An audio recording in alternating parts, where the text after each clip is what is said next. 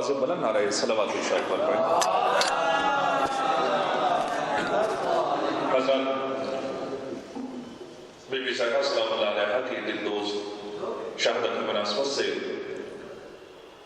نمائندگی دفتر رہبر موسم علی خان نئی دامہ اقبالوں نئی دہلی، یہ مجالس اعزا مجلس علماء ہند کے زیر نگرانی برابر منعقد ہوتی چلی آ رہی ہے۔ پہلی مجلس کو آیت اللہ عظمیٰ حجت الاسلام والمسلمین آقا محترم سید حمید الحسن صاحب کے بلوکاوا، اور دوسری مجلس کو آفتاب شریعت جناب مولانا سید کبیر احمد نقوی صاحب امام جمعہ لکھنؤ خطاب فرماتے ہیں۔ لیکن آج کچھ وجوہات کی وجہ سے اور جام کی وجہ سے، جیسا کہ آیت اللہ عظمیٰ باہر گئے ہوئے تھے، لیکن نائٹ کرفیو، شب کا کرفیو جو بندشیں ہیں سرکار کے حکم کے پیش نظر مزید تاخیر نہیں کی جا سکتی تھی۔ اسی وجہ سے یہ مزید شرف ہمیں میسر ہو رہا ہے کہ انہی کے جانشین، اور یہ اس خانوادے سے تعلق رکھتے ہیں کہ جس خانوادے نے اپنی تمام تر زندگیاں ہمارے مستقبل کو سنوارنے کے لیے صرف کر دی۔ علماء کا بہت بڑا احسان ہے اور خدا کا شکر ادا کرنا چاہیے، جس قوم کی رہنمائی علماء کرتے ہیں اس قوم کو نہ کوئی یہودی مٹا سکتا ہے نہ سعودی مٹا سکتا ہے۔ انتہائی تشکر کے ساتھ ان مصروں سے بلوکاوا حجت الاسلام والمسلمین آقا سید فرید الحسن نقوی صاحب حمید جامعہ نازمیہ کو دعوت سخن دینے کا شرف حاصل کیا جا رہا ہے۔ مریم بھی ان سے کم ہے مسیحا سے پوچھ لو، علماء سے بتایا مریم بھی ان سے کم ہے مسیحا سے پوچھ لو، آدھا بھی مرتبہ نہیں سارا سے پوچھ لو، اپنوں کا کیا ہے تذکرہ ادا سے پوچھ لو، جاؤ مباہلہ میں نصارہ سے پوچھ لو، جاؤ مباہلہ میں نصارہ سے پوچھ لو، زہرا سی عورتیں ہیں نا حیدر سے مرد ہیں، ختم الرسل کے بعد یہ زوجین فرد ہیں، ختم الرسل کے بعد یہ زوجین فرد ہیں۔ بہت ہی ادب و احترام کے ساتھ التماس کی جاتی ہے حجت الاسلام والمسلمین آقا سید فرید الحسن صاحب قبلہ امید جامعہ نازمیہ سے تشریف لائیں اور اپنے بیان سے حاضرین میں قلوب کو منور فرمائیں۔ قبلہ کعبہ تشریف لا رہے ہیں، آپ آواز بلند نعرہ صلوات ارشاد فرمائیں۔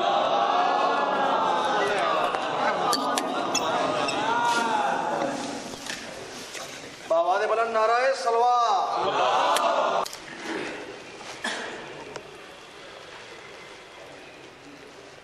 فاتحہ۔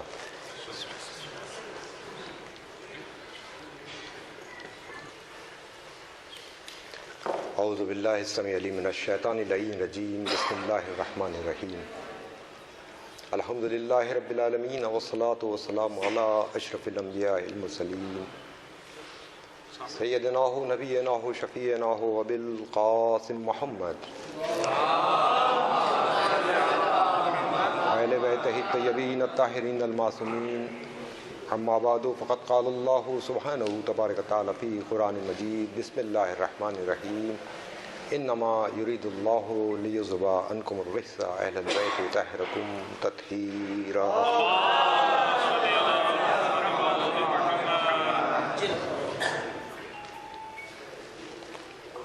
عزیزان محترم،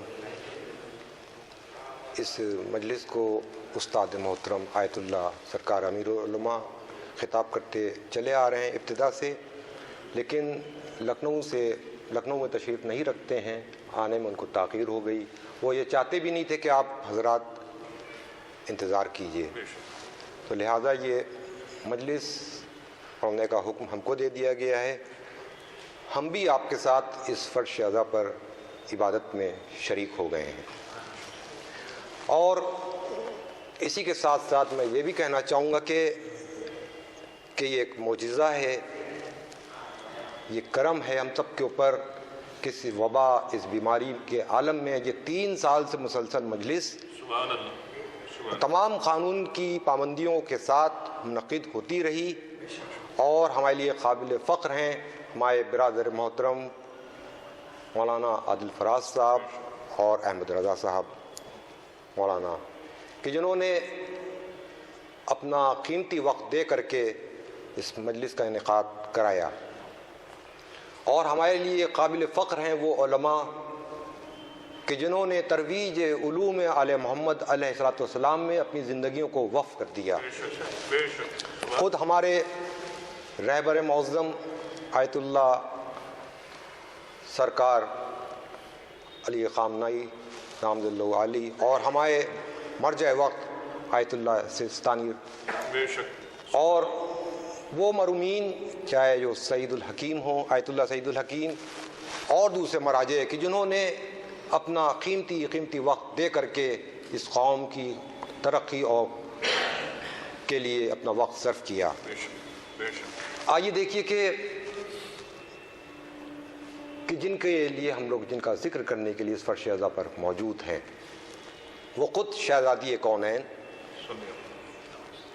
کہ خداوند عالم نے کسی بھی نبی کو اس وقت مبعوث نہیں کیا اور اس کے سر پر وہ نبوت کا تاج اس وقت تک نہیں رکھا کہ جب تک کہ عہد و یہ پیمان نہیں لے لیا گیا کہ دیکھو جو ہمارا آخری نبی آئے گا اس کی محبت تمہارے دلوں میں ہو اور اس کی بیٹی فاطمہ کی محبت تمہارے دلوں میں ہو۔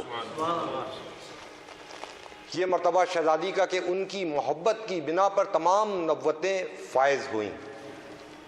اور آئیے دیکھیے اگر ہم کو دین کو سمجھنا ہے، مذہب کو سمجھنا ہے تو ہم کو سمجھنے کے لیے اللہ نے وہ سلسلہ رکھا کہ جن کو ہم اور آپ انبیاء، رسول، نبی، ہادی، رہبر یہ کہہ کر کے پکارتے ہیں۔ لیکن سرزمین عرب پر ماحول کیا تھا؟ لوگ یہ کہہ دیتے ہیں کہ وہ عرب والے بڑے جاہل تھے، پڑھنا لکھنا نہیں آتا تھا، بلکہ میں یہ کہوں گا کہ عرب والے جاہل نہیں تھے، بہت پڑھے لکھے تھے۔ اگر وہ پڑھے لکھے نہ ہوتے تو ان کو اپنی زبان کے اوپر فخر نہ ہوتا، اپنی زبان کے اوپر ان کو فخر، اپنی سواری کے اوپر ان کو فخر، اپنی تلوار کے اوپر ان کو فخر اور نیاز۔ یہ وہ عرب کے لوگ جو جاہل نہیں تھے، ہاں بس یہ کہہ سکتے ہیں کہ وہ اپنے کردار کی وجہ سے جاہل تھے۔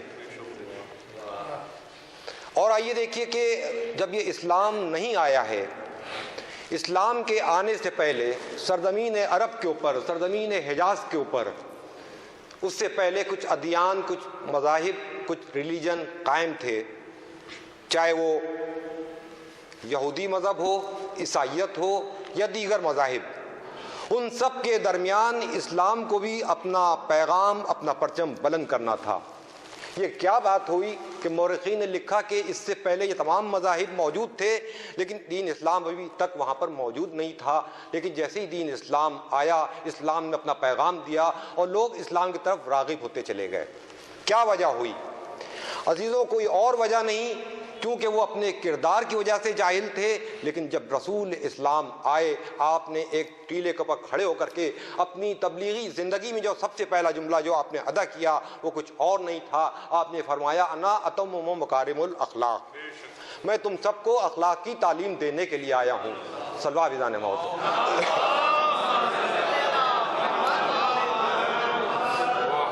وہ عرب کے لوگ کہ جن کو اپنی تلوار بازی، اپنی سواری کے اوپر بڑا ناز تھا، لیکن اگر آپ تاریخ عرب پڑھیے تو آپ کو اس میں یہ ملے گا کہ ایک عرب کا ایک جوان یا ایک شخص جس نے یہ ارادہ کیا کہ ہم سفر کر لیں، سفر کی تیاری میں وہ اونٹوں کی بنی ہوئی چربی سے کچھ ٹکیاں، کچھ روٹیاں بنا کر کے سفر کے لیے رکھ لیا کرتے تھے، اور ساتھ میں وہاں پر سب سے قیمتی چیز ان کے ساتھ جو ہوا کرتی تھی وہ ہے پانی۔ اب ان کو اس ڈیزرٹ کو، اس صحرا کو ان کو عبور کر کے طے کر کے آگے بڑھنا ہے۔ سواری ہے، سواری میں کیا، ایک اونٹ ہے، ایک ناقہ ہے، اس کے اوپر بیٹھ گئے، اب بیٹھ کر کے اب اس ریگستان کو طے کرتے ہوئے آگے بڑھ رہے ہیں۔ اس ریگستان میں جہاں ان کو یہ موسم کے دشواریوں کا بھی سامنا کرنا پڑتا تھا، ریگستانی طوفان بھی آ رہے ہیں ان کو بھی عبور کرنا پڑتا تھا، उस सहरा को तय करते हुए आगे बढ़ना होता था। अब ये भी फिक्र हुआ करती थी उनको कि जो साथ में थोड़ा सा पानी लेकर के चले हैं, कहीं पर थोड़ा सा पानी मिल जाए ताकि आगे का सफ़र हम तय कर सकें। ये अरब का मिजाज, जा रहे हैं, जाते जाते एक सहरा के अंदर उन्होंने दूर पर क्या देखा, कीमती चीज़, पानी नज़र आया। बस फौरन वहीं पर सवारी रोकी और रुक गए। वहीं पर उन्होंने अपना पड़ाव डाला। उस पानी को पर पहुंचने से पहले लेकिन मौरखीन ने क्या लिखा कि उस जो पानी को देख करके वो खुश हो जाया करते थे, लेकिन वो पानी भी कैसा हुआ करता था कि उनसे पहले हशरातुल अर्ज़ ने उस पानी के ऊपर अपना कब्जा कर लिया था। वो हशरातुल अर्ज़ यानी उसमें आप कीड़े मकोड़े उस पानी के अंदर उबल रहे हैं, लेकिन वो पानी भी उनके लिए वहाँ पर वो नेमत है। उस पानी को देख करके वहीं पर क़याम कर लिया कि चलो कुछ दिन और सही, थोड़ा सा जो सफ़र की थकान है उसको मिटा लेंगे, ये पानी सही इसी को हम रख लेंगे, आगे का रास्ता तय कर लेंगे। रुक गए। अब इतने में हुआ क्या कि उस पानी की वजह से वो तो वहाँ पर रुक गए, लेकिन एक और काफिला, एक और कारवां वहाँ से चला कि ज़रा चले हम भी आगे चल कर के सफ़र तय कर लें। होते होते अब उसने भी देखा कि हमसे पहले कुछ लोग यहाँ पर पहले ही पहुँच चुके हैं। अब उसके नतीजे में होता क्या था कि उसके नतीजे में दोनों काफिलों के दरमियान, दोनों कबीले वालों के दरमियान, दोनों करिया वालों के दरमियान जंग छिड़ जाया करती थी। आपस में खुरेजी, कत्ल गारत, एक दूसरे को कत्ल कर देना, सिर्फ किस बात पर, थोड़े से इस पानी की वजह से कि ये पानी इसने क्यों ले लिया, ये पानी हमको मिल जाए। और यहाँ तक कि अब आप तसव्वुर किए कि उस सहरा के अंदर, उस डिज़र्ट के अंदर जो आकर के एक कारवां को उसने कत्ल कर दिया और दूसरा कारवां आकर के वहाँ पर काबिज हो गया। अब वो उसकी मिल्कियत बन गया, वो वहाँ पर रुक गया। अब उसी डिज़र्ट के अंदर, उसी रेगिस्तान के अंदर वो क़याम किए हुए है, उसके साथ के लोग हैं, वो बाहर टहल रहा है, बाहर है। कितने में उसी रेगिस्तान में, उसी डिज़र्ट के अंदर उसके कानों के अंदर एक आवाज़ आई। ये एक आवाज़, नई आवाज़, बिल्कुल नई आवाज़। उस आवाज़ को वो पहचानने की कोशिश कर रहा है कि ये आवाज़ तो हमारे खेमे के अंदर से आ रही है। आया पलट करके अपने खेमे तक के, आने के बाद मालूम किया कि ये आवाज़ कैसी आ रही है, ये हम कैसी आवाज़ सुन रहे हैं, ये हम कैसी सदा सुन रहे हैं। जवाब मिला कि तुम्हारे यहाँ विलादत हुई है, तुम्हारे यहाँ एक लड़की पैदा हुई है। बस वो ये सोचने पर मजबूर हो गया कि काश बजाय लड़की के हमारे यहाँ लड़का पैदा हो जाता। वो लड़का हमारे साथ साथ चलता, यहाँ तक कि उस सिन तक पहुँच जाता कि वो हमारे साथ, हमारी रकाब में हमारे साथ दुश्मनों का मुकाबला करता, हमारे साथ जंगों में शरीक होता, हमारे साथ जाकर के और लोगों को कत्ल करता। लेकिन वो ये सोचने पर मजबूर हो गया कि ये क्या हो गया, हमारे यहाँ लड़की पैदा हो गई। बस उसके नतीजे में आप सुनते रहते हैं कि वो अरब वाले कि जिन्होंने न जाने कितनी लड़कियों को जिंदा दफना दिया। लेकिन फिर उसके बाद जब दीन इस्लाम आया, इस्लाम ने ये अपना पैगाम दिया। ये पैगाम क्या दिया कि ए अरब के लोगों, लड़की भी तुम्हारे लिए रहमत हुआ करती है, और देखो लड़की भी लड़के के मुकाबिल बराबर हुआ करती है, उसको कमतर ना समझो, उसको भी बुलंद समझो। ये पैगाम जो था हवाओं के दोष के ऊपर होता हुआ एक शहर से दूसरे शहर तक, दूसरे शहर से दूसरे करिए तक के होते होते लोगों के कानों तक पहुंचता चला गया पैगाम। सलवात बिजान मोहतरम।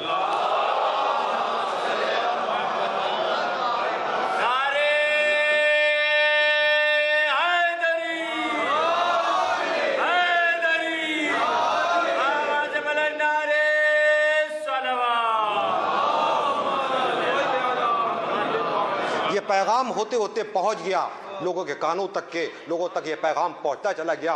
अब लोग मरूब होते रह गए कि ये इस्लाम का ये कैसा पैगाम है, ये सदा, ये आवाज़, ये दस्तूर, ये इस्लाम का पैगाम, ये इस्लाम का मैसेज उन तक पहुंच गया। लेकिन इसका अमली सबूत भी होना चाहिए था। अमली सबूत ये हुआ कि उसी सरजमीन अरब के ऊपर एक ऐसा बशर आया, उस बशर के यहाँ अल्लाह ने उससे कुछ बेटे ले लिए, और बेटे ले करके एक ऐसी बेटी दी कि वो बेटी जो है पूरी कायनात में सबसे अफजल है। सल्लल्लाहु अलैहि वसल्लम।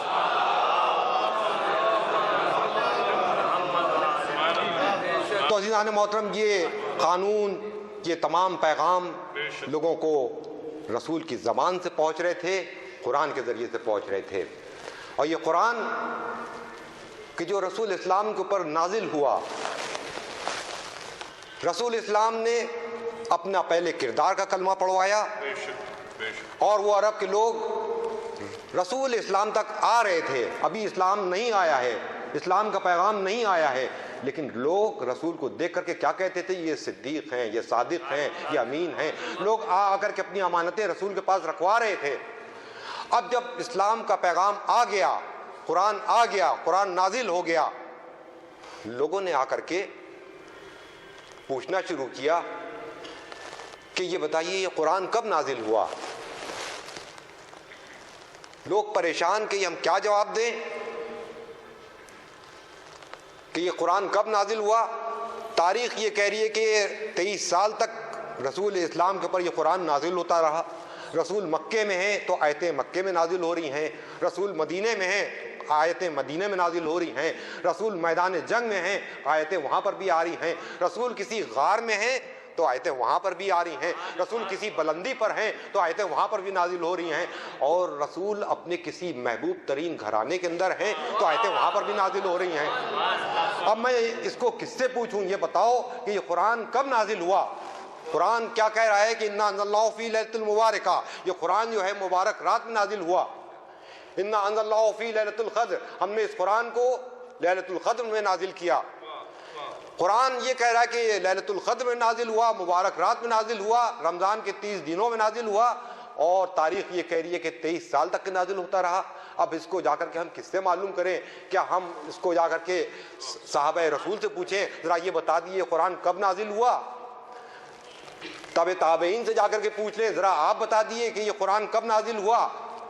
मुहद्दिसीन से पूछे, मौरिखीन से पूछे, मुहद्दिसीन से पूछे, मुफस्सिरीन से पूछे, किससे मालूम करें कि ज़रा हमको ये बता दिए कुरान कब नाजिल हुआ। लेकिन हम तो हर तरफ गए, हर दरवाजे पर गए, लेकिन हर जगह हमको सुकूत मिला, हर जगह हमको खामोशी मिली। हाँ, सिर्फ एक ही दरवाज़ा था कि जहाँ से हर मुश्किल हल हुआ करती है, वो दरवाज़ा कोई और दरवाज़ा नहीं, मौलाए कायनात अली इब्न अबी तालिब अलैहिस्सलाम।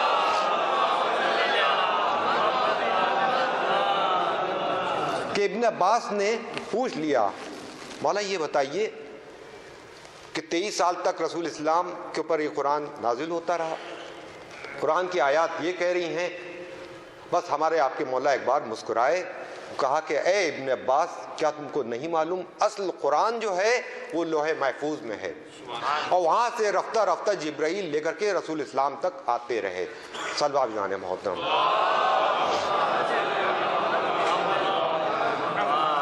और फिर बाज़ लोगों ने ये लिखा कि ये कुरान जब रसूल इस्लाम के ऊपर नाजिल होता था, रसूल इस्लाम के ऊपर आयतें आ रही हैं, रसूल अगर मैदान में हैं तो मैदान में भी कुछ लोग रसूल के साथ साथ चला करते थे। एक जमात थी कि जो आयत जैसी नाजिल हुई और उन्होंने रसूल से सुना और फ़ौरन उसको तहरीर किया और लिख लिया। फिर दूसरी रिवायत ये मिलती है कि खलीफा अव्वल और खलीफा सानी ने ये मशवरा किया एक जंग के बाद, जिसमें बहुत से हाफिज़ कुरान को क़त्ल कर दिया गया। उनको ये फ़िक्र हुई कि ये अल्लाह की किताब जो है, ये कुरान जो है, ये महफूज कर दिया जाए, कहीं ऐसा ना हो ये अल्लाह की किताब हमारे दरमियान से उठ जाए। तो दोनों में मशवरा ये हुआ कि फिर क्या किया जाए। कहा कि किसी एक ऐसे शख्स को बुलाया जाए कि जिसको ये जिम्मेदारी दी जाए कि वो इस कुरान को लिख ले, इस कुरान को तहरीर कर ले। ढूंढा गया एक शख्स जिसको लाया गया, कोई और शख्स नहीं, ज़ैद बिन अरक़म। जब वो आया और खलीफा अव्वल खलीफा सानी ने ये हुक्म दिया कि हम तुमको ये हुक्म दे रहे हैं कि तुम इस कुरान को लिख लो, तो अजीज़ों उसके जुमले क्या हैं तारीख़ में? वो ये कहता है कि ए खलीफा अव्वल, ए खलीफा सानी, जो आप ये हमको हुक्म दे रहे हैं कि मैं इस कुरान को लिख लूँ, इस कुरान को तहरीर कर लूँ, ये अम्र जो आपने हमको दिया है, ये हुक्म जो आपने हमको दिया है, ये हमारे नज़दीक बड़ा सकील है, बड़ा वज़नी है, बड़ा दुश्वार कुन काम है। ये हम कैसे कुरान को लिख लें? अगर आप हमको ये हुक्म दें, ये सामने जो पहाड़ हैं, इन पहाड़ों को उठा लाओ, तो इन पहाड़ों को उठा लाना हमारे नज़दीक बहुत आसान है, बशर्ते कि मैं कुरान को लिखूं। तो अजीज़ों, आपने गौर नहीं किया कि जो वज़न कुरान का है वही वज़न अहले बैत का भी है। جو وزن قرآن کا ہے وہی وزن اہل بیت کا ہے کہ جب مباہلہ میں وہ لوگ آئے انہوں نے اہل بیت کے چہرے دیکھے تو وہ یہی کہتے ہوئے نظر آ رہے تھے کہ ہم ایسے چہرے دیکھ رہے ہیں کہ اگر یہ پہاڑوں کو اشارہ کر دیں تو یہ پہاڑ ریزہ ریزہ ہو جائیں. صلوات جان محترم.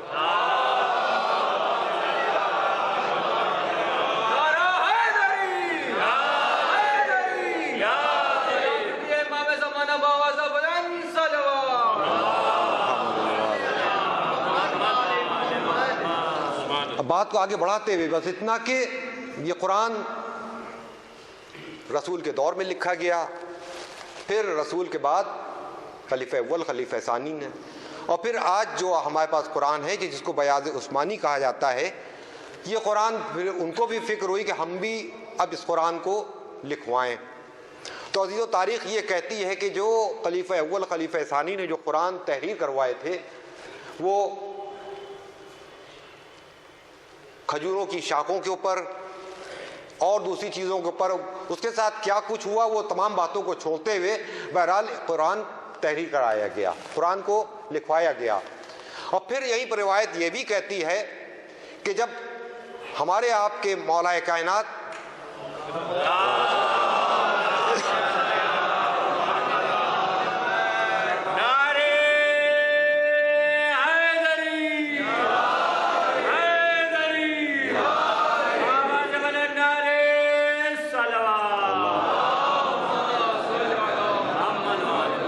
آپ نے بھی یہ فرمایا کہ میں اپنی دوش کے اوپر اس وقت تک کہ اس ردا کو اس ابا کو نہیں ڈالوں گا جب تک کہ میں قرآن کو تحریر نہ کر لوں. مولا کائنات نے قرآن کو تحریر کیا، لے کر کے آئے امت کے سامنے، لو میں نے قرآن کو تحریر کر دیا ہے، قرآن کو لکھ دیا ہے. لیکن امت کو اطرت جو ہے قرآن پیش کر رہی ہے، اور لیکن امت جو ہے اطرت کے ہاتھوں سے قرآن کو قبول نہیں کر رہی ہے. تو مولا کائنات جو قرآن پیش کر رہے تھے، امت نے قرآن کو علی کے ہاتھوں سے لینے سے انکار کر دیا. تو اللہ نے بھی ارادہ کر لیا کہ اے علی آپ رنجیدہ نہ ہوئیے، آپ پریشان نہ ہوئیے، یہ آپ کے ہاتھ سے اگر قرآن کو نہیں لے رہے ہیں تو نہ لیں، ہم اس کا اجر آپ کو روز محشر اس طرح دے دیں گے. اب آپ جس کو چاہیے جنت میں ڈال دیجیے گا اور جس کو چاہیے دوزخ میں ڈال دیجیے گا. خدا بجان محترم.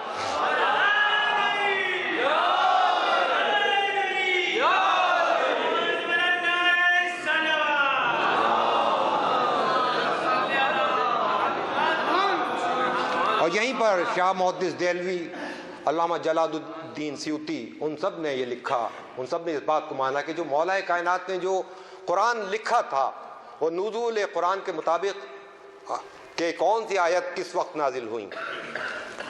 بہرحال آئیے دیکھیے کہ وہ عرب کے لوگ جو جاہل نہیں تھے، وہ اپنے کردار کی وجہ سے ضرور جاہل تھے لیکن اپنے علم کے حساب سے وہ جاہل نہیں تھے.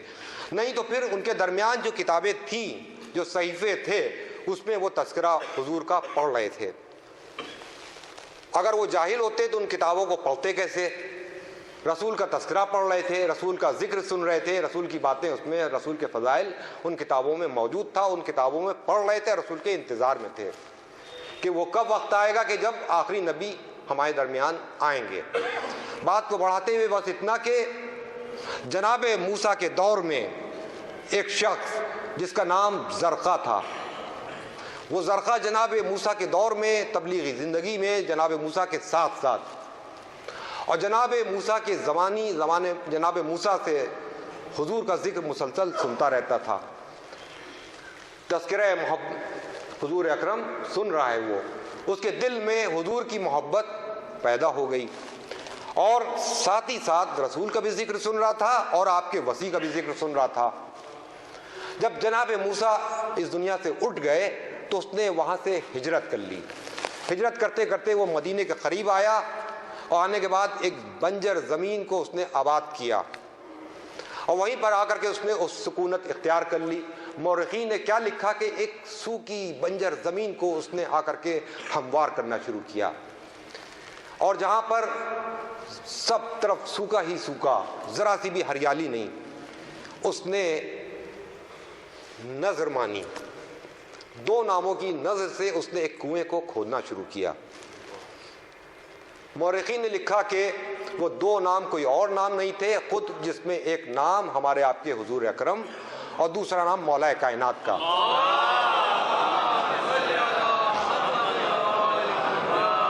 ان دو ناموں کی برکت سے اس نے کنویں کو کھودنا شروع کیا، یہاں تک کہ اس کنویں کے اندر پانی دستیاب ہو گیا۔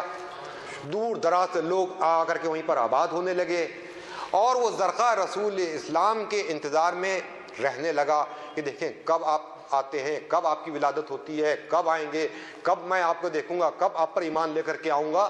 اور یہاں تک کہ ہوتے ہوتے جب اس کا آخری دور آ گیا تو اس نے اپنی اولادوں میں، اپنی نسل میں، اپنے خاندان کے لوگوں کو جمع کیا اور ایک وصیت لکھ کر کے دی کہ کہا کہ دیکھو میں تو ان کا زمانہ نہیں پا پاؤں گا، لیکن یہ میری وصیت ہے اور یہ میں نے تحریر کر کے بھی دے دی ہے تم لوگوں کو، جب وہ آ جائیں تو یہ تمام امانتیں ان تک پہنچا دینا۔ اب اس کی نسل میں، اس کے خانوادے سے لوگ انتظار میں رہے کہ کب رسول اسلام آتے ہیں، کب محمد کا ظہور ہوتا ہے، کب آپ کی ولادت ہوتی ہے۔ انتظار میں لوگ بیٹھے ہوئے ہیں، انتظار کر رہے ہیں، یہاں تک کہ ملتا ہے تاریخ میں کہ ایک بار مدینے کی طرف سے ہمارے آپ کے حضور اکرم اپنے اصحاب کے ساتھ گزر رہے ہیں۔ زرخہ کی نسل میں سے ایک جوان اپنے گھر کی دہلیز پر بیٹھا ہوا منظر کیا دیکھ رہا ہے کہ ایک نوری بشر ہے، اپنے چاہنے والوں کے ارد گرد اس کو لوگ حصار میں لیے ہوئے وہ آگے آگے چلا جا رہا ہے۔ گھبرا کر کے اس نے نورانی چہرہ دیکھا، چہرے کے اوپر نور دیکھا، اس سے بیٹھا نہ رہا، گھر کی دہلیز سے اٹھا، آگے بڑھا۔ بڑھنے کے بعد اس ہجوم میں، اس مجمع میں ایک شخص کو روکا، اس کے شانے کے اوپر ہاتھ رکھ کر کے کہتا ہے کہ ذرا یہ بتاؤ کہ یہ کون شخص ہیں یہ جا رہے ہیں ادھر سے، ان کا ادھر سے گزر ہو رہا ہے۔ دیکھنے والے نے دیکھا، پلٹ کر کے تعجب بری نگاہوں سے کہا کہ تم نہیں جانتے یہ کون ہیں؟ کہا کہ ہم نہیں جانتے، بتاؤ یہ کون ہیں؟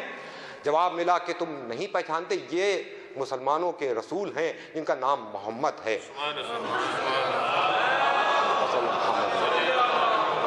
بس جیسے ہی اس نے یہ تذکرہ سنا، یہ نام سنا، اس نے دوبارہ رسول کے چہرے کو دیکھا غور سے، بس ایک بار غش کھا کر کے زمین پر گر جاتا ہے۔ تاب نہ لا سکا نور کی، زمین پر غش کھا کر کے گر جاتا ہے۔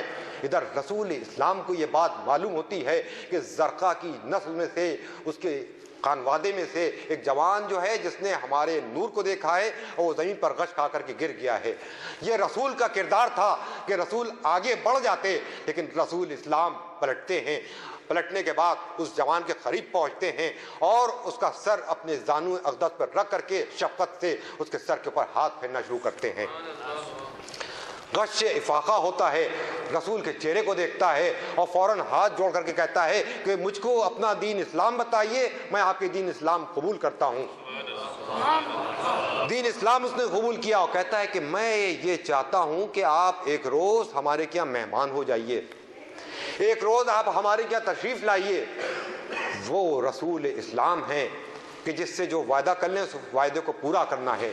کہا کہ جاؤ میں یقیناً تمہارے کیا آؤں گا، لیکن کہتا ہے کہ میں یہ چاہتا ہوں کہ میں تو آپ پر ایمان لے آیا، آپ آ جائیے میرے گھر تاکہ آپ کے آنے کی برکت کی وجہ سے ہمارے والدین جو ہیں وہ بھی آپ کے اوپر ایمان لے آئیں۔ رسول نے کہا کہ ٹھیک ہے تم انتظام کرنا، میں آؤں گا۔ اب مورخین نے لکھا کہ اس کا گھر تو اتنا تنگ تھا، اتنا چھوٹا تھا کہ رسول اسلام اتنے بڑے مجمع کے ساتھ اس کے گھر میں نہیں جا سکتے تھے، لہٰذا اس نے اسی کنویں کے پاس جو اس کے بزرگوں نے جو کنواں کھودا تھا وہیں پر اس نے انتظام کیا کہ رسول اسلام آئیں گے، اور آنے کے بعد یہیں پر دعوت کا اس نے انتظام کیا کہ آئیں گے یہیں پر بیٹھیں گے۔ اب رسول اسلام اپنے اصحاب کے ساتھ چلے، زرقہ کے گھر کی طرف پہنچے۔ پہنچنے کے بعد کتاب الحرمین شریفین میں جو ملتا ہے کہ رسول اسلام اس کنویں کے پاس پہنچے جہاں پر اس نے انتظام کیا ہوا تھا۔ رسول آئے، آنے کے بعد اصحاب کے ساتھ، اصحاب بھی وہیں پر بیٹھ گئے، رسول بھی وہیں پر بیٹھ گئے۔ اب کھانے پینے کا انتظام شروع ہوا۔ اب زرقہ کی خانوادے میں سے دو شخص گھر کے اندر گئے، ایک ورقہ، ایک کاغذ لے کر کے آئے، یا نبی اللہ، یا رسول اللہ، اس کاغذ کے اوپر اپنی مہر نبوت لگا کر کے ہم کو دے دیے بطور نشانی، تاکہ اس کو ہم لوگ اپنے پاس حفاظت کے طور پر رکھ لیں۔ रसूल एक बार मुस्कुराते हैं, मुस्कुराने के बाद उस कागज़ को लेते हैं, उस वर्क़े को लेते हैं, हाथ की पहनी हुई अंगूठी को उतारते हैं। उतारने के बाद रसूल ने चाहा कि उस कागज़ के ऊपर, उस वर्क़े के ऊपर अपनी मोहर नबुव्वत लगा करके दे दी जाए। कि मौरख़ीन ने लिखा कि रसूल के हाथ से एक बार अंगूठी जो थी वो छूटती है, छूटने के बाद उस कुएं के अंदर गिर जाती है। अंगूठी कुएं के अंदर गिर गई, रसूल खामोश होकर के बैठ गए, मजमा भी साकित, सब लोग देख रहे कि ये क्या हुआ। कि एक बार रसूल इस्लाम ने अपने चेहरे को बुलंद किया, जैसे हर मौके पर रसूल इस्लाम किसी को तलाश किया करते थे, इस मौके पर भी रसूल की निगाहें जो हैं किसी को ढूंढ रही हैं, किसी को तलाश रही हैं। होते होते यहाँ तक कि रसूल की निगाहें मौलाए कायनात तक पहुँची। रसूल इधर मुस्कुराए, उधर अली मुस्कुराए, और दोनों एक दूसरे की बात को समझ गए। बस एक बार हमारे आपके मौलाए कायनात वहाँ से उठते हैं, बुलंद होते हैं। मजमा देखता है कि अली जो है आहिस्ता आहिस्ता उसके करीब आ रहे हैं। लोग जो हैं अपनी निगाहों को अली के चेहरे पर देख रहे हैं, अली की तरफ डाल रहे हैं कि देखें अली अब क्या करते हैं, अब क्या करते हैं। यहाँ तक कि हमारे आपके मौला जो हैं होते होते कुएं के करीब पहुँचे। लोग कुएं के करीब आ गए कि देखें क्या हो रहा है, क्या माजरा है, क्या मंजर है। लोगों ने क्या देखा कि उस कुएं के अंदर जो अंगूठी गिर गई थी, बस एक बार हमारे आपके मौला कायनात ने अपने यदुल्लाही हाथों को आगे बढ़ाया। हाथ का आगे बढ़ना था, पानी जो पस था बुलंद होना शुरू हुआ, पानी बुलंद होना शुरू हुआ। लोगों ने क्या देखा, पानी जो है तवाफ करता जा रहा है। उस तवाफ करते हुए पानी के ऊपर अंगूठी भी तवाफ करती हुई आहिस्ता आहिस्ता बुलंद होना शुरू हुई, अंगूठी बुलंद होना शुरू हुई। यहाँ तक कि मौला कायनात ने हाथ को आगे बढ़ाया। लोगों ने मंजर क्या देखा, अंगूठी को मौला कायनात ने उठाया, उठाने के बाद ला करके रसूल के हवाले कर दिया। रसूल को उनकी अंगूठी वापस कर दी, रसूल की अंगूठी उनको दे दी। किताबुल हरमैन व शरीफैन में उन लोगों ने ये लिख दिया कि जो वो पानी जो दस्तयाब हुआ था और वो अंगूठी रसूल की उस पानी से मस हुई, मैं कहूँगा खाली अंगूठी मस नहीं हुई थी बल्कि मौलाए कायनात के हाथ भी उसमें मस हुआ था। हाथ का मस हो जाना, अंगूठी का मस हो जाना, इसकी बरकत ये हुई कि लोग दूर दराज से लोग आ जाते थे और उस पानी को ले जाते थे ताकि उस पानी की वजह से लोगों को शिफा मिल जाए, लोगों की बीमारियां दूर हो जाएं, लोगों की परेशानियां दूर हो जाएं, लोगों की मुश्किलें हल हो जाएं। मैं कहूँगा कि एक पानी से एक अंगूठी, एक हाथ मस हो जाए, वो पानी की तासीर बदल जाए, तो मैं कहूँगा कि आओ देखो कि रसूल के गोद के पाले हुए अगर किसी मिट्टी से मस हो जाए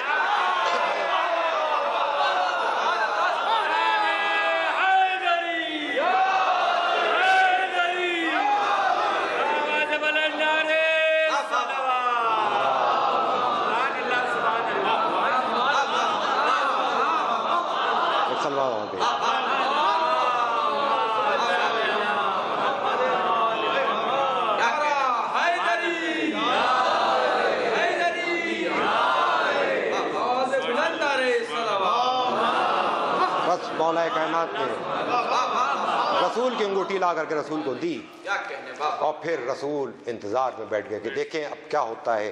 जरखा की नस्ल में लोग इंतजार में कि देखें अब आगे का मंजर क्या होता है। जो हमारे बुजुर्ग हमको बता गए हैं, देखें वैसा सब कुछ होता है कि नहीं होता है। बस एक बार रसूल ने कहा कि लाओ मेरी वो अमानत को मुझे वापस करो जो तुम्हारे बुजुर्ग तुम्हारे पास रखवा गए हैं। बस तो लोग घर के अंदर गए, एक बड़ा सा संदूक ला करके रखा गया और वो संदूक जिसके ऊपर हीरे जवाहरात जमरुद तमाम उसके ऊपर जड़े हुए हैं, एक बड़ा सा कुफल पड़ा हुआ है। बस फिर मौलाए कायनात को रसूल ने हुक्म दिया, मौलाए कायनात उस संदूक के करीब पहुंचे, उंगली से इशारा किया, बुलंद आवाज के साथ वो ताला टूट जाता है। कोई और होता वहां पर, वो कहता कि चाबी लेकर के आओ। जिसने अपने हाथों से बाबे खैबर को उखाड़ा हो उसको चाबी की क्या जरूरत। बस बुलंद आवाज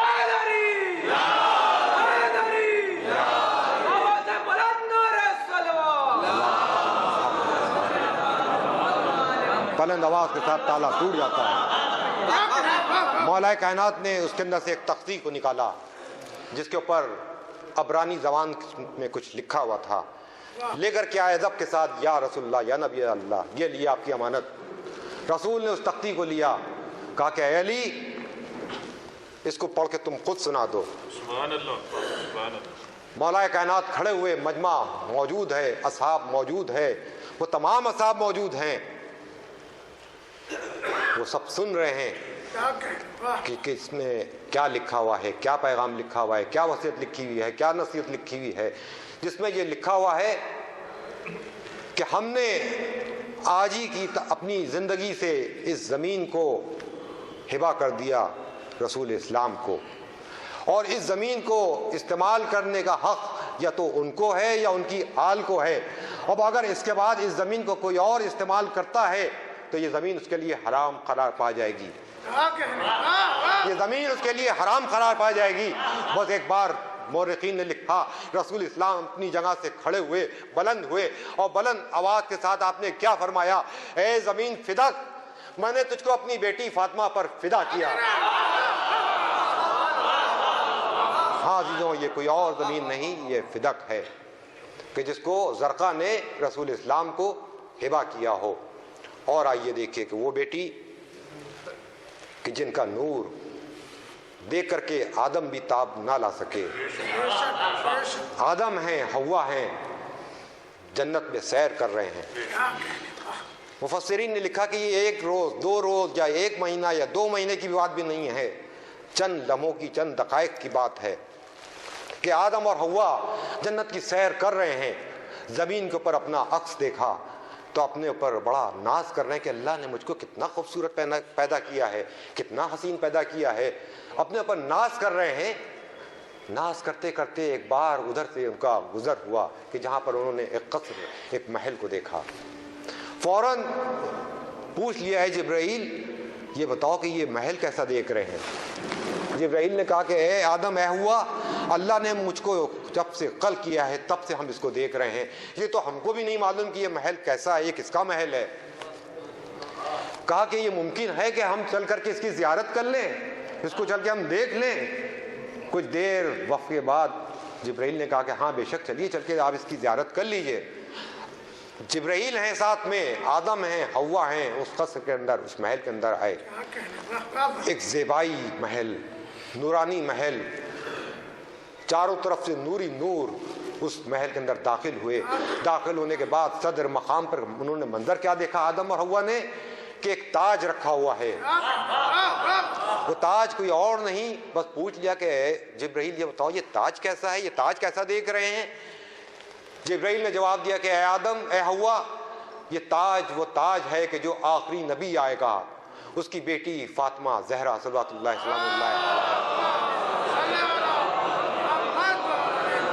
یہ ان کا تاج ہے۔ اور جو تم اس کے اوپر نگینے دیکھ رہے ہو، یہ نگینے کچھ اور نہیں، جس میں ایک نگینہ محمد کے نام کا ہے، ایک نگینہ علی کے نام کا ہے، ایک نگینہ حسن کے نام کا ہے، اور ایک نگینہ حسین کے نام کا ہے۔ بس عزیزوں، میں بات کو مختصر کرتے ہوئے بس اتنا کہ آئیے دیکھیے کہ یہ آدم ہیں، یہ حوا ہیں کہ جو اس نور کو دیکھ کر کے تاب نہ لا سکے، لیکن روز محشر روایات میں یہ ملتا ہے کہ جب ہماری آپ کی شہزادی روز محشر آئیں گی، اس وقت تمام انبیاء، اوصیاء، مقربین سب موجود ہوں گے روز محشر، اور اس وقت کچھ نور والے، نورہم یسعی بین ایدیہم بایمانہم، نور والے اپنے نور کے ساتھ وہاں سے گزر رہے ہوں گے۔ اور اس وقت لکھا یہ ہے، روایات میں یہ ملتا ہے کہ جب شہزادی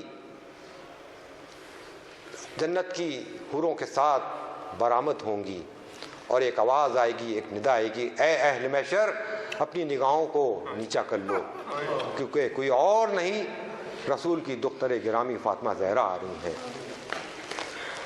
ہاں عزیزوں، ملتا یہ ہے کہ اس کے بعد جب شہزادی وہاں سے گزریں گی تو کچھ پرچم ہوں گے، اور ان پرچم کے اندر سے مشک و عنبر کی خوشبو پورے محشر کے میدان کو منور کر رہی ہوگی، جس کے اوپر تسبیح زہرا تحریر ہوگی۔ آگے آگے فرشتے ہوں گے، ملائکہ ہوں گے، مقربین ہوں گے، اور ایک ممبر لا کے رکھا جائے گا۔ اس ممبر کے اوپر کوئی اور نہیں، ہمارے آپ کے رسول اسلام آ کر کے بیٹھ جائیں گے، جس کی تقریباً 70,000 سیڑھیاں ہوں گی۔ اس ممبر کے اوپر، عرش کے اوپر رسول اسلام آ کر کے تشریف فرما ہوں گے، اور اس کے ارد گرد تمام ملائکہ، مقربین، انبیاء، اوصیاء سب موجود ہوں گے، اور پھر ہمارے آپ کے رسول اسلام پوچھیں گے علی کہاں ہیں؟ علی آئیں گے، آنے کے بعد آ کر کے رسول کے برابر میں عرش کے اوپر کھڑے ہو جائیں گے، جنت کی چابیاں لا کر کے رسول کو دی جائیں گی، رسول وہ چابیاں علی کے حوالے کر دیں گے، اور پھر شہزادی اسی طریقے سے اسی شان سے وہاں پر پہنچ جائیں گی۔ جب شہزادی کے لیے بھی ایک ممبر لا کے رکھا جائے گا، ساتھ میں جناب ختیجہ، جناب مریم، جناب سارہ، یہ سب بھی شہزادی کے ساتھ ساتھ آ کر کے وہیں پر سب اکٹھا ہو جائیں گے، سب جمع ہو جائیں گے، اور شہزادی کے برابر میں امام حسن ہوں گے، اور پھر ایک بار شہزادی تڑپ کر پوچھیں گے میرا بیٹا حسین نظر نہیں آ رہا ہے، میرا بیٹا حسین نظر نہیں آ رہا ہے۔ بس عزیزوں ملتا یہ ہے کہ روایات میں کہ کچھ ملائکہ امام حسین کو لیے ہوئے، امام حسین اس شان سے کہ آپ کے ہاتھوں سے بھی خون نکل رہا ہوگا، آپ کی گردن سے بھی خون نکل رہا ہوگا، اور آ کر کے عرض کریں گے اے مادر گرامی، میں اپنے خون کا حق جو مجھے قتل کیا گیا میں اس کا صلہ چاہتا ہوں۔ بس وہیں پر ایک بار آواز بلند ہوگی، ندائے الہی آئے گی۔ آج ان لوگوں کے لیے بدترین عذاب ہے کہ جن لوگوں نے حسین کا خون بہایا ہے۔ جنت میں ان لوگوں کو پہنچایا جائے گا کہ جن لوگوں نے حسین کے ذکر کر کے گریہ کیا ہو، اور ان لوگوں کے لیے جہنم کی آگ تیز کر دی جائے گی کہ جن لوگوں نے حسین کی عداوت میں لوگوں کو قتل کیا ہو یا حسین کا خون بہایا ہو۔ ہاں عزیزوں، یہ محشر کا منظر ہے۔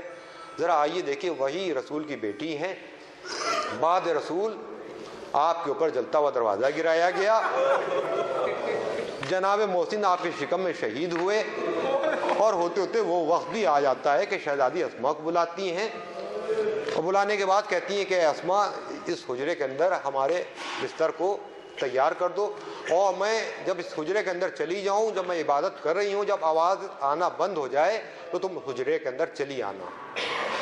شہزادی اس حجرے کے اندر اس شان سے چلی جاتی ہیں، اور اسما انتظار میں، تسبیح و تحلیل کی آوازیں ابھی آ رہی ہیں، اسما انتظار میں ہیں۔ کچھ دیر کے بعد جب آواز نہیں آئی تو اسما پریشان ہوئی، ہوتے ہوتے اس حجرے کے اندر داخل ہوئیں۔ آ کر کے منظر کیا دیکھا کہ شہزادی اس دنیا میں نہ رہیں۔ ہاں عزیزو، اسما نے گریہ کرنا شروع کیا کہ اسما گریہ کرتی جا رہی ہیں، اور ہوتے ہوتے ایک بار امام حسن، امام حسین جو ہیں داخل ہوتے ہیں گھر کے اندر، اور اسما کی گریہ کی آوازیں بلند ہو رہی ہیں۔ پوچھ لیا یہ کیا بات ہے، آپ یہ کیوں گریہ کر رہی ہیں، کیا عالم ہے آپ کا، کیوں پریشان ہیں آپ؟ لیکن اسما کوئی جواب نہیں دے پاتی ہیں۔ بس دونوں شہزادے اس حجرے کے اندر آتے ہیں جہاں ان کی مادر گرامی لیٹی ہوئی تھیں۔ بس عزیزوں، دونوں شہزادے اپنے مادر گرامی کے قریب پہنچتے ہیں۔ منظر کیا دیکھا کہ ان کی مادر گرامی دنیا سے جا چکی ہیں۔ بس عزیزوں، دونوں شہزادوں نے اپنے اماموں کو اتارا، گریہ کرتے ہوئے مسجد کی طرف دوڑتے ہوئے چل کر کے اپنے بابا کو خبر کر دی جائے۔ ہاں عزیزوں، دونوں شہزادے دوڑتے ہوئے پہنچتے ہیں مسجد تک کے جہاں مولا کائنات مسجد میں تشریف فرما ہے۔ دونوں شہزادوں کے گریوں کی آواز مولا کائنات تک پہنچتی ہے۔ بس مولا بے چین ہو جاتے ہیں، یہ کیا بات ہے، میرے دونوں بیٹے کیوں گریہ کر رہے ہیں، کس لیے رو رہے ہیں؟ بس دونوں شہزادے قریب پہنچتے ہیں، آ کر کے اطلاع دیتے ہیں بابا مادر گرامی دنیا میں نہ رہیں۔ بس یہ منظر ملتا ہے، علی تیزی سے گھر کی طرف پلٹتے ہیں، اور ساتھ میں امام حسن ہیں اور امام حسین ہیں، اور عزیزوں ملتا یہ ہے کہ جو چاہنے والے علی کے ساتھ موجود تھے وہ بھی علی کے ساتھ ساتھ پیچھے پیچھے پورے مدینے کے اندر یہ کوہرام برپا ہو گیا۔ واہ سیدہ، واہ سیدہ کی آوازیں بلند تھیں۔ ہاں عزیزوں، لوگ جمع ہو جاتے ہیں در علی کے اوپر، در سیدہ کے اوپر۔ ہاں عزیزوں، جناب ابوذر آ کر کے لوگوں سے کہتے ہیں کہ ابھی آپ لوگ اپنے گھروں میں چلے جائیے، کیونکہ تشیع جنازہ میں ابھی تاخیر ہے۔ لوگ اپنے گھروں میں واپس چلے جاتے ہیں۔ جب نصف شب آتی ہے تو مولا کائنات جو ہیں یہ ارادہ کرتے ہیں کہ شہزادی کو غسل کفن دے دیا جائے۔ ہاں عزیزوں، مولا کائنات غسل دے رہے ہوتے ہیں کہ یہاں تک کہ آپ کے مولا کائنات کے ہاتھ شہزادی کے اس شکستہ پہلو تک پہنچتے ہیں۔ بس علی سے رہا نہیں جاتا ہے، بس مولا کائنات گریہ کرنا شروع کرتے ہیں کہ میں کہوں گا کہ مولا ایک شکستہ پہلو کے اوپر آپ کے ہاتھ گئے، آپ نے جو ہے اپنے گریہ کرنا شروع کیا، آپ برداشت نہ کر سکے۔ لیکن ذرا کربلا میں آئیے کہ جہاں حسین ہاں عزیزوں، بس مولا کائنات نے شہزادی کے وصیت مطابق نصف شب آپ کے جنازے کو اٹھایا، لے کر کے چلے۔ میں کہوں گا کہ نصف شب آپ کی وصیت مطابق آپ نے یہ چاہا کہ آپ کے جنازے میں آپ کے جو دشمن ہیں وہ شریک نہ ہو پائیں، اور اسی عالم میں لے جا کر کے آپ کو سپرد خاک کر دیا گیا۔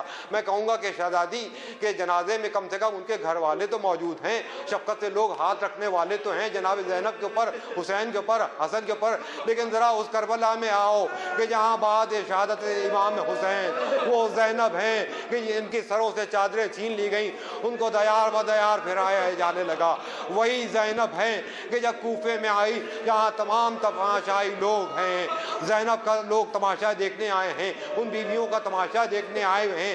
وہ علی کی بیٹی جب ان کو جلا لاتا ہے، علی کے لہجے میں خطاب کرتی ہیں کہ اے لوگوں تم کو کیا ہو گیا ہے، تم لوگوں نے اپنی عاقبت کس طرح سے خراب کی ہے۔ الحمدللہ والصلاۃ علی ابی محمد وعلیہ طیبین الاخیار، اما بعد یا اہل الکوفۃ یا اہل القتل والغدر اتقون فلا رخات الدم ولا حدات الرن انما مثلکم کمثل التی نقضت غزلها من بعد قوۃ انکاسا تخرجون من ایمانکم۔ حاضر وہ جناب زینب اس انداز میں خطبہ دینا شروع کرتی ہیں کہ اے کوفے کے لوگوں، اے مکر فریب کے پجاریوں، تم لوگوں نے اپنی عاقبت کس طرح سے خراب کی ہے کہ تم نے اس کو بلا کے قتل کر دیا کہ جو رسول کا جگر بند ہے، اور تم لوگوں کی مثال تو اس طرح سے ہے کسی غلاظت کی جگہ کے اوپر کوئی ہریالی اگائے، اور تم لوگوں کی مثال اس طرح سے ہے کہ کوئی عورت جو ہے محنت سے اون کو کاٹتی ہو اور کاٹنے کے بعد اسی کے ٹکڑے ٹکڑے کر ڈالتی ہو۔ دیکھو تم لوگوں نے اس کو قتل کر ڈالا کہ جو مینار نور ہے، جس گھر کے اندر فرشتے نازل ہوا کرتے تھے، جس گھر کے اندر فرشتے آ کر کے اس کا جھولا جھلایا کرتے تھے۔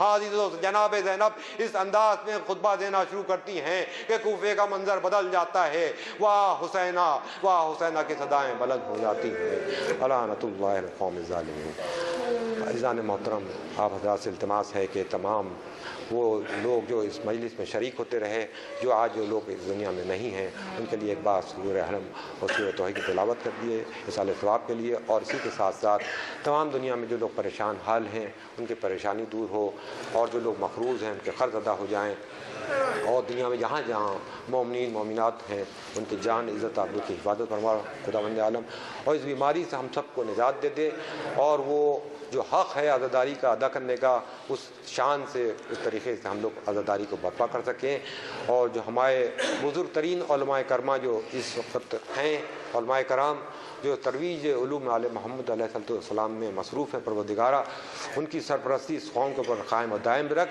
اور ہمارے آپ کے امام زمانہ کے ظہور و تاجیل و السلام۔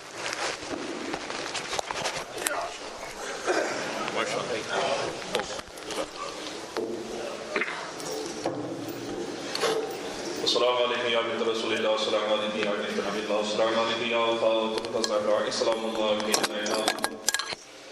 وعلی آلہ وبالہ وبنیہ، السلام علیکم یا امیر المؤمنین، السلام علیکم یا اصبر الصابرین، السلام علیکم یا ابا عبداللہ، السلام علیکم یا ابن رسول اللہ، السلام علیکم وعلی جدک و عمک، السلام علیکم وعلی امک و اخیک، السلام علیکم وعلی تسعۃ المعصومین من ذریۃ البنین، السلام علیکم یا ساداتی جمیعا، السلام علیکم یا شہیدان کربلا و سرائے کربلا ورحمۃ اللہ وبرکاتہ، السلام علیکم یا قریب الغرباء، السلام علیکم یا معین الضعفاء والفقراء، السلام علیکم یا شمس الشموس، السلام علیکم یا انیس النفوس، السلام علیکم یا المدفون بیعز الدوس، السلام علیکم یا مبعث الشیعۃ والزوار فی یوم الجزاء، السلام علیکم یا سلطان العرب والعجم، السلام علیکم یا ابن موسیٰ ورحمۃ اللہ وبرکاتہ، السلام علیکم یا مولانا یا صاحب الزمان، علمان علمان علمان من فتنة الزمان، السلام علیکم یا شریک القرآن، السلام علیکم یا مظہر الایمان، السلام علیکم یا